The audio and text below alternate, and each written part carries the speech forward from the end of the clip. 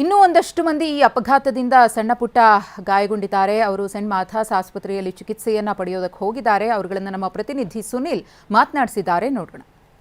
BMTC bus ಅಪಘಾತ ಈಗಾಗಲೇ ಸಾಕಷ್ಟು ಜನಕ್ಕೆ ತೊಂದರೆಗುಂಟು ಮಾಡಿದೆ. ಈಗಾಗಲೇ ಬಸ್ನಲ್ಲಿ ಪ್ರಯಾಣಿಕರೊಬ್ಬರು ಅವರು ನಾನು ಮಾತಾಡಿಸ್ತಾ ಹೋಗ್ತೀನಿ. ಅಮ್ಮ, ನಿಮ್ಮ ಹೆಸರು?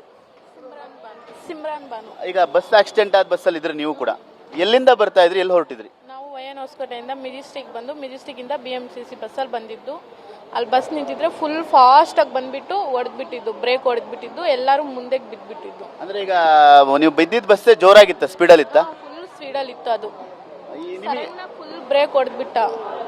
ನಿಮಗೇನಾರು ಆಯ್ತಾ? ನನ್ಗೆ ಅಲ್ಲೆಲ್ಲ ಹಿಂಗಾಗ್ಬಿಟ್ಟೈತೆ ಸರ್. ಡ್ಯಾಮೇಜ್ ಆಗಿದೆಯಾ? ಡ್ಯಾಮೇಜ್ ಆಗಿತ್ತು ಸರ್, ಡ್ಯಾಮೇಜ್ ಆಗಿತ್ತು. ಇಲ್ಲಿ ಒಂಚೂರು ತಗಲೈತೆ ಸರ್ ತಲೆಗೆ.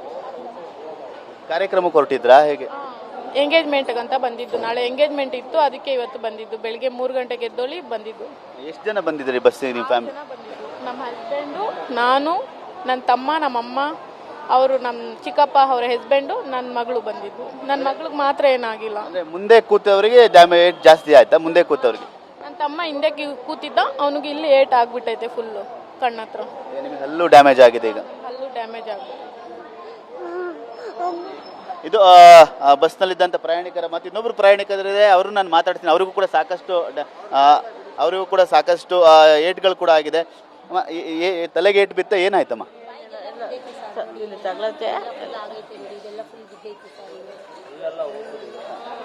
ಎಲ್ಲಿಗೆ ಹೊರಟಿದ್ರಿ? ಇಲ್ಲಿಗೆ ಬರಕ್ಕೆ ಬಂತಿತ್ತು ಸರ್. ವೈಎನ್ ಹೊಸಕೋಟೆಯಿಂದ ಇಲ್ಲಿಗೆ ಬರ್ತಿದ್ವಿ. ನಾಳೆ ಫಂಕ್ಷನ್ ಆಯ್ತು ಅಂತ. ಈಗ ಟ್ರೀಟ್ಮೆಂಟ್ ಕೊಡ್ತಾರಂತ. ಹೇಗೆ, ಆರಾಮಿದ್ದೀರಾ ನೀವು? ಆರಾಮಿದ್ದೀರಾ?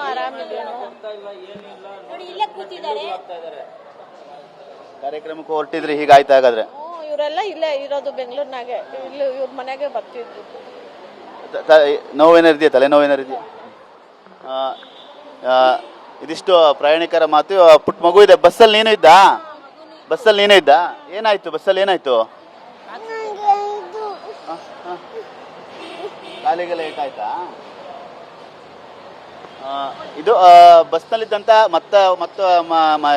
ಬಸ್ನಲ್ಲಿದ್ದಂಥ ಪ್ರಯಾಣಿಕರ ಮಾತು. ಈಗಾಗಲೇ ಓರ್ವ ಮಹಿಳೆ ಬಸ್ನಲ್ಲಿ ಸಿಲುಕೊಂಡು ಸುಮಾರು 1.5-2 ಗಂಟೆಗಳ ಕಾಲ ಬಸ್ನಲ್ಲೇ ಪರದಾಡಿಗಾಗಲೇ ಆ ಮಹಿಳೆಯನ್ನು ರೆಸ್ಕ್ಯೂ ಮಾಡುವಂಥ ಕೆಲಸವೂ ಕೂಡ ಆಗಿದೆ.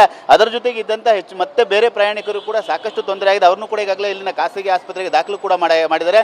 ಎಲ್ಲರೂ ಕೂಡ ನಾವು ಕಾರ್ಯಕ್ರಮಗಳಿಗೆ ಹೊರಟಿದ್ವಿ, ಮೆಜೆಸ್ಟಿಕ್ನಿಂದ ಬಸ್ ಹತ್ತಿದ್ವಿ. ಆದರೆ ಏಕಾಏಕಿ ಅತಿಯಾದ ವೇಗದಿಂದ ಬಸ್ಸು ಹಿಂಬದಿಯಿಂದ ಡಿಕ್ಕಿ ಹೊಡೆದು ಈ ರೀತಿ ಆಗಿದೆ ಅನ್ನೋ ಒಂದು ಮಾತನ್ನು ಕೂಡ TV9 ಜೊತೆ ಹಂಚ್ಕೊಳ್ತಾ ಇರೋದು. ಕ್ಯಾಮರಾಮನ್ ಸಯ್ಯದ್ ಜೊತೆ ಸುನಿಲ್, TV9 ಬೆಂಗಳೂರು.